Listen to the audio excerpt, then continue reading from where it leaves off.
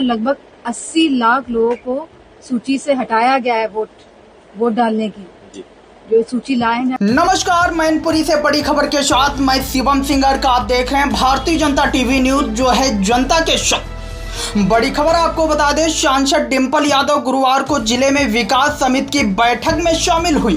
बैठक के दौरान उन्होंने अधिकारियों से विभिन्न योजनाओं की प्रगति की जानकारी भी ली है। मीडिया से बातचीत में सांसद ने कहा कि यह चुनाव आयोग पर लगाए जा रहे आरोप सही नहीं है, तो आयोग को पारदर्शिता बनाए रखने के लिए वीडियो और फोटोज उपलब्ध कराने चाहिए। उन्होंने राहुल गांधी द्वारा उठाए गए सवालों का उल्लेख करते हुए कहा कि संसद में विपक्ष केवल चर्चा चाहता था, लेकिन उसे नारेबाजी तक सीमित कर दिया गया है।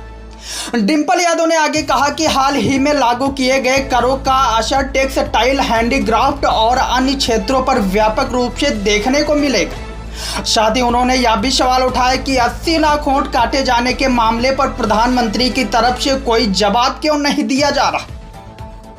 तो आइए देखते हैं यूपी हट संवाददाता विमलेश सिंह अर्कवंशी की रिपोर्ट। प्रधानमंत्री मोदी पे हमलावर है। उन्होंने कहा कि ट्रंप ने मोदी को धमकी दी थी, अपना कारोबार बंद कर देंगे, जिसपे मोदी को 24 घंटे का अल्टीमेटम दिया था ट्रंप ने, और जिसमें 5 घंटे में मोदी जी ने वो युद्ध रोक दिया।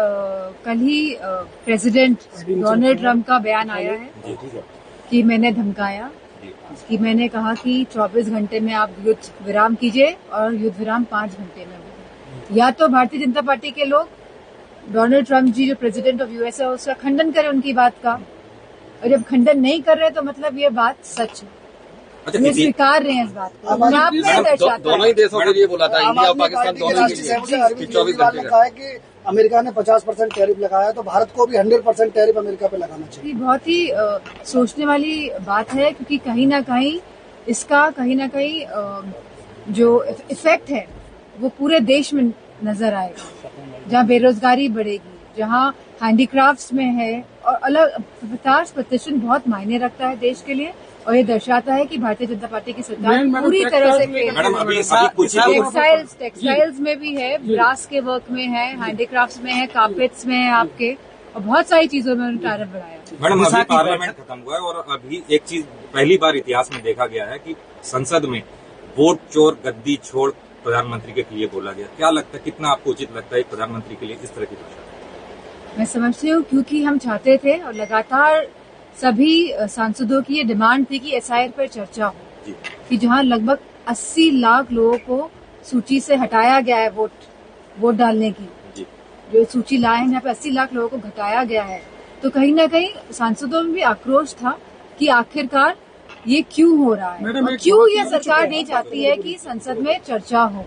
और कहीं ना कहीं जिस तरह कुंदरकी में हमने देखा है कि किस तरह का पूरा शासन प्रशासन का व्यवहार रहा है, इलेक्शन कमीशन को जहां लगातार हम लोग संपर्क करते हैं कि इस तरह की वोट चोरी हो रही है, कि वोट चोरी में सेंध लग रही है, लेकिन इलेक्शन कमीशन आंख मूंद के कोई जवाब नहीं देता है, तो कहीं ना कहीं सांसदों का गुस्सा है, और मैं समझती हूँ सही है। मैडम, केवल डीएम को सस्पेंड कर दे आयोग, मैं संतुष्ट हूँ। क्या कारण है ऐसा कि अभी तक कोई कार्रवाई आयोग नहीं करवा रहा? ये हम शुरू से कह रहे हैं कि आयोग सरकार के साथ मिला हुआ है, और सरकार के इशारों में ही आयोग काम कर रहा है। महंगाई के साथ एडमिनिस्ट्रेशन ने कहा है कि बाहर के लोग अगर भारत में रह रहे हैं तो कौन सा बड़ा गुनाह हो गया, इनको संरक्षण दे देना चाहिए। कहीं ना कहीं लोगों का कहना है रोहिंग्या मुसलमानों को समर्थन देते हैं। अब बताइए, रह तो रहे हैं, अब बांग्लादेश से रह रही है ना।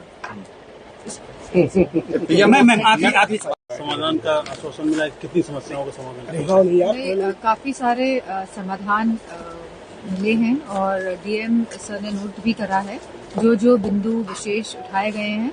मुझे पूरी उम्मीद है कि अगली बैठक में हमें इस प्रश्नों के उत्तर मिलेंगे। मैडम, जल जीवन मिशन के अंतर्गत जो योजना चल रही है उसमें काफी लंबा घोटाला देखा जा रहा है।